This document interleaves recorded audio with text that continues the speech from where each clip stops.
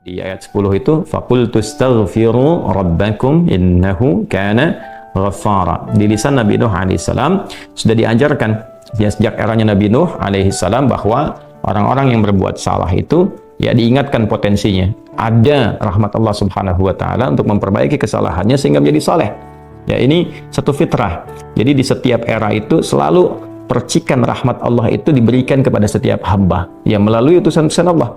Di era-eranya ada rasul ya, ada nabi, kemudian rasul nabi berhenti ya dengan hadirnya Nabi Muhammad SAW dan wafatnya beliau, selesai era kenabian, selesai era kerasulan. Maka semua petunjuk-petunjuk yang telah sempurna itu diteruskan oleh sahabat beliau dari kalangan ulama. Nanti kalangan ulama ini mengajarkan kepada ulama di generasi selanjutnya, di tabi'in, tabi'ut tabi'un, sampai kemudian kepada kita. Ya, ini pakemnya sudah ada. Jadi dalam diri kita ini boleh jadi setiap manusia itu kan tidak ada yang suci ya, kecuali para nabi dan rasul yang memiliki sifat maksum, dijaga dari kesalahan. Boleh jadi saya, anda, kita berbuat satu kesalahan, tapi rahmat Allah menjadikan kita itu mendapatkan fitrah untuk memperbaiki itu. Nah, ini yang nggak dimiliki oleh setan. Setan itu salah ya salah, kan? Salah ya salah. Jadi ketika dia berusaha untuk mendapatkan rahmat Allah pun dengan taubat itu selalu terhambat dengan kesombongannya, istakbar itu. Ya, satu kali ditawari untuk bisa mendapatkan ampunan pun ya, lalu diberikan satu syarat untuk hormat kepada jasadnya Adam pun kan, itu tetap kemudian dia abai. Sekali lagi saya ingatkan untuk menekankan bahwa kita ini tercipta sebagai manusia, bukan setan. Ya, sepanjang kita menyadari kita manusia dan berbuat salah, maka aktifkan sinyal taubat itu. Ya, sejak di era sebelumnya, bahkan di era Nabi Adam alaihissalam turun ke muka bumi, kemudian juga berkeluarga, ya risalah-risalah tentang taubat itu selalu kemudian disampaikan. Nah, di era Nabi Nuh alaihissalam, rasul pertama. Jadi kalau Adam itu nabi yang pertama, Nuh alaihissalam rasul yang pertama. Umatnya salah, maka dengan kasih Allah Subhanahu wa taala diturunkanlah kemudian pengingat ya lewat fitrah kemanusiaan ini. Lewat Nabi Nuh alaihissalam disampaikan faqultu astaghfiru rabbakum innahu kana ghaffara. Ya, maka aku tegaskan kepada kalian, istaghfiru rabbakum, cepat istighfar, cepat balik lagi, ambil kalimat-kalimat ampunan, ambil kalimat-kalimat tobat ya dari Allah Subhanahu wa taala, menggunakan Rabb tuh yang telah menciptamu, merawatmu, menyayangimu, mengingatkan. Jadi Rabb itu ada nilai-nilai rububiyah di dalamnya. Ya, ada sifat-sifat rububiyah. Ya, bukan sekedar mencipta, tapi juga merawat, memberikan perhatian, memberikan kebutuhan. Kalau dalam bahasa bebasnya Allah seakan ingin mengatakan, hei, aku kan yang cipta engkau, ya kan? Engkau berbuat salah, aku berikan kesempatan untuk saleh. Aku kirimkan di kalimat taubat, aku berikan kesempatan untuk memperbaiki diri. Kenapa engkau nggak ambil, ya kan? Ya, indah sekali gitu. Ya, aku ciptakan engkau salah, aku berikan jalan saleh. Kenapa ketika aku berikan jembatan untuk memperbaiki diri, engkau tidak ambil? Maka lewat Nabi Nuh alaihissalam sejak di era kerasulan pertama itu diingatkan sampai nanti puncaknya di era Nabi Muhammad sallallahu alaihi wasallam. Faqultu astaghfiru rabbakum innahu kana ghaffara. Kata Nabi Nuh alaihissalam, aku tegaskan innahu kana ghaffara. Sungguh Allah Subhanahu wa taala itu telah menetapkan pada dirinya bahwa ia Maha mengampuni seluruh dosa-dosa. Jadi ada ghafir, ya, ada ghaffar, ada ghafur, dan nanti dilekatkan dengan rahim pada puncaknya. Ya. Misalnya di surat Ghafir, di ayat yang ketiga, Ghafirid dzambi wa qabilit taubi, itu menggunakan kata Ghafir. Lalu kalau kita jadikan superlatif, ya, dinaikkan lagi tingkatnya menjadi lebih banyak, terus mengampuni dosa, mengampuni lagi, itu dirubah kalimat dari Ghafir menjadi Ghaffar. Kalau tanpa batas diberikan kemudian sifat yang ketiga yaitu Ghafur. Ya, kalau hamba menyimpulkan apakah memang masih diterima, maka Allah turunkan puncaknya berupa sifat rahmatnya, Rahim. Qul ya ibadiyalladzina asrafu ala anfusihim la taqnatu min rahmatillah. Innallaha yaghfiru dzunuba jami'a. Quran surah ke-39 ayat 53. Balik ke sini. Ya, jadi ini gambaran yang pertama. Sejak di era kenabian turun yang Al-A'raf ayat 23 itu Rabbana zalamna anfusana, kan Nabi Adam alaihissalam mendapatkan kalimat itu. Lalu di era Nabi Nuh alaihissalam sebagai rasul pertama diingatkan juga dengan potensi sifat-sifat kebaikan ini yang menjadikan manusia tertuntun untuk senantiasa berbuat baik. Lalu apa sifat rahmatnya? Ya, jadi kalau kita kembalikan ke konstruksi Al-Baqarah ayat 37, tadi kan saya katakan di awal ya, Allah menegaskan seorang yang taubat ingin merubah dirinya dari salah menjadi saleh, bukan sekedar dituntun oleh Allah, tapi juga dipercikan kasih sayang Allah kepadanya. Rahmat Allah diberikan, ya. kembali ke Quran surah kedua ayat 37 itu, fatalaqqa Adamu min rabbih kalimatin fataba alaihi innahu huwat tawwabur rahim. Jadi bukan tawwab saja, tapi rahim juga. Bukan sekedar Allah terima taubatnya, tapi kasih sayang Allah pun diberikan kepadanya. Nah, apa di antara jenis kasih sayang yang Allah berikan kepada seorang hamba yang mau taubat? Ya, maka diteruskan ayatnya sampai 12 di sini. Imam Al-Bukhari menyantumkan di sini sampai ayat 12. Yursilis samaa 'alaikum midrara wa yumdidkum bi amwalin wa banina wa yaj'al lakum jannatin wa yaj'al lakum anhara. Allahu akbar. Ya, justru di sini teman-teman sekalian, istighfar itu ya permohonan ampun kepada Allah Subhanahu wa taala, ya, permohonan rahmat Allah Subhanahu wa taala, kembali kepada Allah, mengoneksikan diri kita kepada yang maha baik. Itu diantara percikannya adalah mendapatkan lapangan kebaikan. Yursilis samaa 'alaikum bidrara. Ya, walaupun Anda mendapatkan kesulitan dalam berkehidupan, bahkan yang sifatnya luas ya secara sosial. Kalaupun tanahnya gersang, ya, kalaupun kemarau berkepanjangan, itu ternyata dengan satu daerah itu, satu desa itu, satu wilayah itu mengoneksikan diri mereka kepada Allah, beristighfar. Ini faedahnya istighfar. Dengan beristighfar kepada Allah, taubat dari maksiat, ternyata bisa mendatangkan rahmat bukan hanya untuk pribadinya, untuk satu wilayah. Ya, ini pelajaran dari Quran. Ya, Allah akan memberikan kesan begini, jangankan bagi setiap personalnya, setiap orangnya. Ya kan? Ada masalah sekampung pun, contohnya kekeringan misalnya, contohnya kemarau, lalu sekampung itu, ya, atau ada orang-orang soleh di situ yang membiasakan taubat kepada Allah, istighfar kepada Allah, mengoneksikan dirinya kepada Allah, ya kan? Itu luar biasa, percikan rahmat Allah. Ya, apa diantaranya? Yursilis sama ya 'alaikum midrara. Allah memerintahkan kepada langit itu untuk menurunkan hujan, ya, dengan curah yang memberikan maslahat. Kemudian wa yumdidkum bi amwalin wa banina. Ya, lantas kemudian melapangkan kepada engkau urusan hartamu. Ya, bahkan memberkahi engkau dengan keturunan-keturunan yang baik. Jadi Masya Allah, ya, orang tua yang rajin istighfar, suami yang rajin istighfar, itu ternyata bukan sekedar menjadikan ia mendapatkan penerimaan taubat. Dia berhenti dari perbuatan maksiat, usaha-usaha yang tidak baik, dagang yang tidak benar, dengan perbuatan curang, ya, perbuatan menipu, perbuatan-perbuatan yang tidak elok, korupsi, jauhi potensi itu. Disogok dia hindari, diajak korupsi dia jauhi dan sebagainya. Lalu konsisten pada kebaikan dan dia isi dengan istighfar. Astaghfirullahaladzim, astaghfirullahaladzim. Rabbana zalamna anfusana wa illam taghfir lana wa tarhamna lanakunanna minal khasirin. Dia konsisten pada kebaikan itu, wa yumdidkum bi amwal. Allah akan lapangkan dia pada harta-harta yang lebih berkah.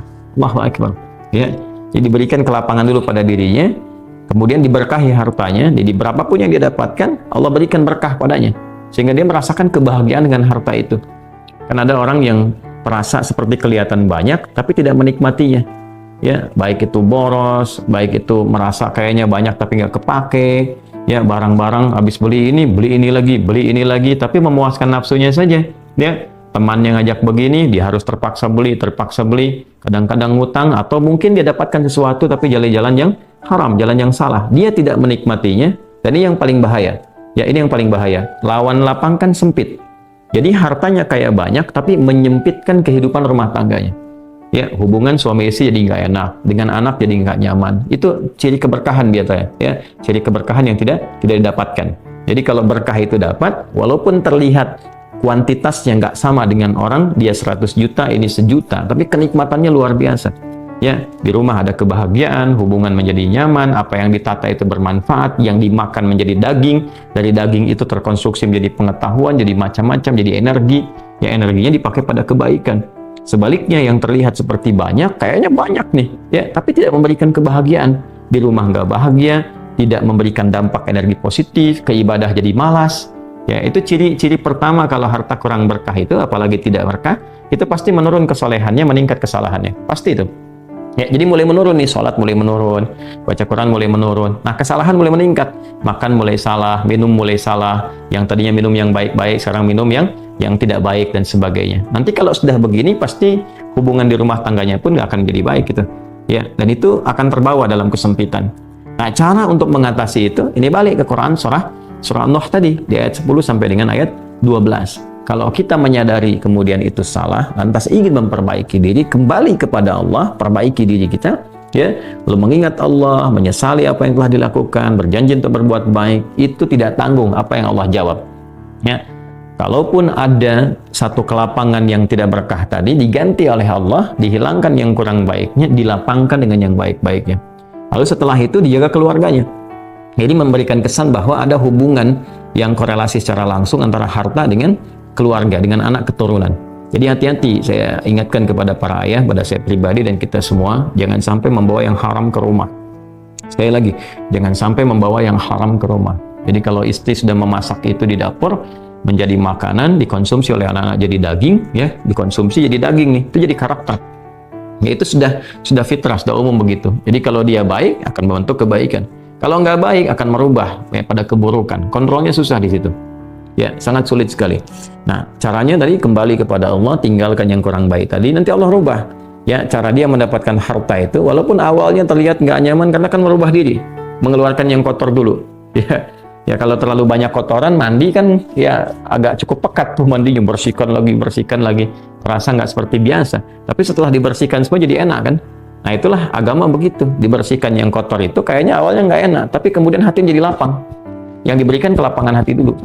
Ya, begitu hatinya lapang, baru nanti Allah buka jalan.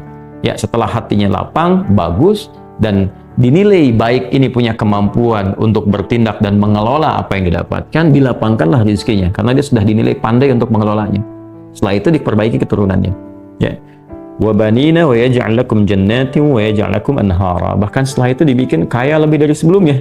Ya, asetnya ditambah lagi, diberikan kenikmatan hidup, ya, sampai dijaga hingga kembali kepada Allah Subhanahu wa taala. Itu faidah istighfar. Jadi kalau kita biasakan bertekad, berniat memperbaiki diri dari yang salah menjadi baik, itu Allah sudah berikan motivasi. Aku bukan hanya terima taubatmu, tapi aku rubah keadaan hidupmu lebih istimewa, lebih mahal nilainya dibandingkan dengan keadaan sebelumnya yang terlihat seperti fata morgana.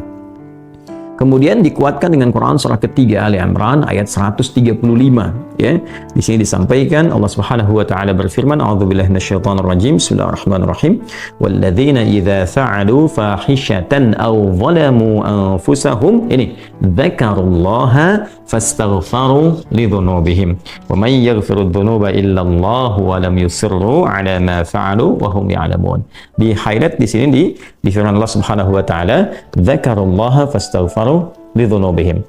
Ya, yaitu orang-orang yang mendapatkan rahmat Allah Subhanahu wa taala itu. Jadi ini korelasinya dengan ayat 133. Jadi ayat 133 itu Allah Subhanahu wa taala berjanji bagi orang-orang yang menyegerakan istighfar. Jadi ingat dosa hari ini nih. Sekarang misalnya malam nih, kita ingat ada dosa yang dikerjakan. Lantas ketika ingat itu istighfar. Istighfar, minta ampun sama Allah, gitu kan? Itu menyegerakan sesuatu tanpa jeda disebut dengan sara'a. Ya, sara'a. Jadi ada sa'a, ada sara'a. Kalau sa'a itu menyegerakan sesuatu dengan persiapan. Ya, makanya besok nih ada Jumatan menggunakan sa'a. Fas'au bukan wasari'u.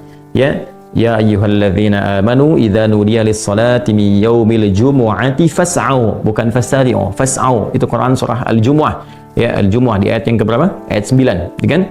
Allah menyampaikan fas'au ila dzikrillah. Bersegera, tapi siap-siap dulu. Mandi dulu, pakai wangian dulu dan seterusnya. Tapi kalau dia bersegera cepat, nyaris tanpa jeda, itu menggunakan sarah. Sehingga guru-guru mengatakan bisurah, cepat, nggak usah banyak jedanya, ya kan? Nah, di Ali Imran ayat 133 Allah berfirman, wasari'u ila maghfiratin mir rabbikum. Kalau engkau merasa ada salah, bergegas, jangan tunda-tunda. Ya, ingat malam ini, jangan tunda besok. Gimana kalau kemudian tengah malam meninggal? Ya, segera istighfari. Nah, orang yang menyegerakan istighfar saat ingat kesalahan, apa yang didapatkan? Wa jannatin arduhas samawati wal ardu uiddat lil muttaqin. Maka orang ini akan diberi harapan oleh Allah, ya, diperkenankan untuk memohon, bahkan ketika pulang disiapkan surga untuknya seluas langit dan bumi. Dan itu bagian dari sifat takwa. Jadi takwa itu bukan sekedar amar ma'ruf. Saat Anda ingat sholat, Anda ingat puasa, ingat baca Quran. Tapi takwa juga ada bagiannya nahi mungkar. Saat Anda ingat salah, lalu Anda taubat. Ya, saat Anda ingat salah, Anda pengen jadi soleh. Saat Anda ingat maksiat, Anda ingin taubat. Itu bagian dari takwa. Nah, bagaimana kemudian cara mengimplementasikan itu semua? Nah, ini poinnya. Ya, walladzina idza fa'alu fahishatan aw zalamu anfusahum dzakarullaha fastaghfaru lidzunubihim. Itu orang-orang. Ini menggunakan, sering diterjemahkan dengan orang-orang yang, gitu kan? Walladzina, alladzina disebutkan 1080 kali dalam Al-Qur'an setidaknya. Ya, mencakup semua tanpa batas, laki-laki, perempuan, besar, kecil, tua, muda, punya jabatan, tak punya jabatan, semua tanpa kecuali. Artinya semua orang dengan keadaannya berpotensi berbuat salah. Ya, kecuali tadi Nabi dan Rasul yang punya sifat maksum. Ya, Allah jaga dari kesalahan. Kita yang bukan Nabi, bukan Rasul, itu berpotensi salah. Apapun profesinya, apapun jabatannya, apapun tugasnya, berpotensi salah. Ya, pun demikian termasuk saya. Pasti salah, pasti. Nggak ada yang nggak salah. Jadi kalau ada yang mencari kesalahan, misalnya saya pribadi, pasti menemukan. Pasti. Dan percuma mencari kesalahan manusia. Karena pasti ditemukan. Ya, dan ini catat yang paling penting. Hindari mencari-cari kesalahan itu, karena kita tidak tahu bahwa mungkin ketika seorang divonis salah itu, dia sudah mengistighfari, sudah mentaubatinya. Ini poin besarnya. Hati-hati gitu ya, hati-hati. Karena itu Nabi selalu menganjurkan mencari kebaikan orang, menyebutkan, meneladaninya, alih-alih mencari kesalahan seseorang. Ya kenapa? Karena pasti ditemukan. Tapi yang tidak pasti itu, kita nggak bisa memastikan orang itu sudah taubat atau belum. Yang paling bahaya adalah mencela orang, mencari kesalahan orang, mencaci orang yang sudah dia taubat dan taubatnya diterima orang, diterima Allah Subhanahu wa taala. Hati-hati ya, mencari kesalahan orang, mencela orang, ya kan? Yang dia sudah mentaubati kesalahannya dan taubatnya diterima oleh Allah Subhanahu wa taala. Allahu akbar. Itu azim, itu hati-hati ya. Ya, sesuatu yang besar sekali dosanya di sisi Allah Subhanahu wa taala. Nah, ini kembali ke sini, ketika seseorang dia sadar berbuat salah, dia salah. Alladzina, semua orang potensi salah. Ya, idza fa'alu fahisyah, ketika dia berbuat fahisyah. Ya, fahisyah itu pernah saya sampaikan ya, turunannya nanti fahsya namanya. Jadi sifat kesalahan yang muncul dari syahwat. Ya, mohon maaf, zina, pornografi, porno aksi, kata-kata jorok, kata-kata kotor dengan semua bentuknya. Baik itu di media sosial, digital, ataupun juga di praktikal yang nampak secara fisik misalnya, itu jelas salah, jelas dosa. Ya, al-zalamu anfusahum, atau bentuk mungkar, menempatkan suatu bukan pada tempatnya. Ya, mohon maaf, ya, mencuri, merampok, membunuh, ya, korupsi, hoax dan sebagainya, itu zalim, perbuatan zalim. Nah, saat seseorang berpotensi salah, ya, dari fahsya dan mungkarnya, dia berbuat perbuatan dari dorongan syahwatnya atau mungkar, dari keinginan nafsu perut dan akalnya, dia berbuat yang salah, lalu zakarullah, dia ingat Allah. Nah, ini poinnya. Ini menarik sekali nih. Ini menarik sekali. Kok lanjutan ayatnya zakarullah? Bukan dia sadar bahwa dia itu telah berbuat salah. Kenapa zakarullah? Ini poinnya. Ya. Karena Allah ingin selalu menautkan sifat seorang hamba menjadi baik itu dengan rahmatnya. Ini poinnya. Jadi kalau bukan rahmat Allah Subhanahu wa taala, mustahil kita bisa mengarah pada kebaikan. Allahu akbar. Ya, lillah karena Allah. Lillah karena Allah. Ya, jadi orang-orang yang bertaubat dengan merasakan rahmat Allah itu beda dengan sekedar dia pengen memperbaiki, lain rasanya, lain. Ya, jadi kalimat zakarullah itu mahal sekali.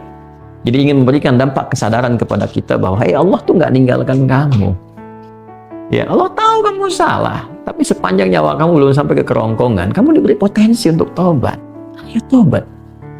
Kan sering saya ungkapkan, Firaun saja, Firaunnya dikirimkan 2 nabi, Musa dan Harun. Ya, sebagai keadilan Allah, kasih Allah dan adilnya untuk memberikan hidayah. Ya, sampai titik puncak kan nyawanya di kerongkongan. Cuman sayang kan dia sendiri yang memilih untuk tidak mengambil hidayah itu. Sampai nyawanya di kerongkongan. Sampai tenggelam itu. Nah, itu sudah disampaikan informasinya, kisahnya, jejak sejarahnya sampai sekarang diabadikan supaya seluruh anak cucu Adam itu sadar jangan berbuat yang seperti itu. Ya, sekali lagi hanya setan yang tidak kenal taubat. Zakarullah, dia ingat Allah. Nah, sekarang tinggal kita mempelajari ketika ingat Allah itu apa yang harus dihadirkan. Tadi poinnya, Allah tawarkan kita bukan hanya sekedar jadi baik, rahmat dibuka, kasih sayang dibuka, kelapangan hati dibuka. Ya, makanya saya barangkali juga ingin menekankan materi-materi semacam ini, yaitu penting untuk disampaikan ya kepada saudara-saudari kita barangkali yang sekarang dengan kasih sayang Allah itu ya diisolasi di satu tempat seperti lapas misalnya, lembaga permasyarakatan. Boleh jadi itu kasih Allah untuk diperbaiki sehingga dia konsisten bisa berbuat baik saja di dalam, ya, terjaga dari perbuatan-perbuatan di luar, dikontrol supaya bisa kembali pada jalan yang baik. Dia bisa di dalam, bisa memperbaiki diri, istighfarnya enak, bisa ngaji, kadang ketemu ke masjid dan sebagainya. Kalau ini dimanfaatkan dengan baik, Allahu akbar, Allah kasih kelapangan. Ya, walaupun mungkin tinggal di tempat yang sempit, terasa kemudian dibatasi dengan sel-sel, tapi hatinya lapang, itu luas, megah, dan jadi nikmat. Ya, orang butuh waktu untuk menghafal, butuh suasana. Anda punya tempat yang cukup ideal untuk menghafal Quran, memperbaiki diri, dan fikihnya ada kan? Dan sangat jelas sekali kenapa di antara kisahnya Nabi Yusuf alaihissalam ya diizinkan oleh Allah untuk masuk ke dalam ruang itu untuk memberikan sebuah pencerahan sehingga menemukan modelnya. Ini model orang saleh yang mau jadi saleh. Bahkan setelah itu dia keluar dan diangkat jadi pembantunya raja, kan pada masa itu asisten rumah tangganya raja. Baik gitu. Dari sosok yang salah ya kemudian dia tobat mengambil petunjuk dari Nabi Yusuf alaihissalam, dia berubah jadi orang hebat setelah itu. Ya, jadi asisten rumah tangganya raja. Itu luar biasa gitu ya. Tapi yang memilih kemudian untuk jalan-jalan keburukan, tetap bertahan di dalamnya, selesai gitu ya. Ini tawaran sesuatu yang indah ya. Bahkan ada juga yang terakhir, ini yang paling luar biasa, orang yang sudah mendapatkan ancaman hukuman ya sampai kemudian juga mengakhiri kehidupannya, tapi dia mau bertobat ya. Maka dia bisa mengakhiri kehidupannya itu dengan apa yang telah ditetapkan. Misalnya kan kita nggak tahu garis takdir itu bagaimana ya. Wallahu alam, tiba kemudian manusia memberikan hukuman, tapi Allah dengan kehendaknya merubah itu semua, bisa berubah ya. Tapi kemudian kalau itu bersamaan dengan takdir yang telah Allah tetapkan, dia menjadi baik. Jadi di Islam itu selalu ada solusi, selalu ada solusi, dan pedomannya mengantarkan pada kebahagiaan. Itu poin tertingginya.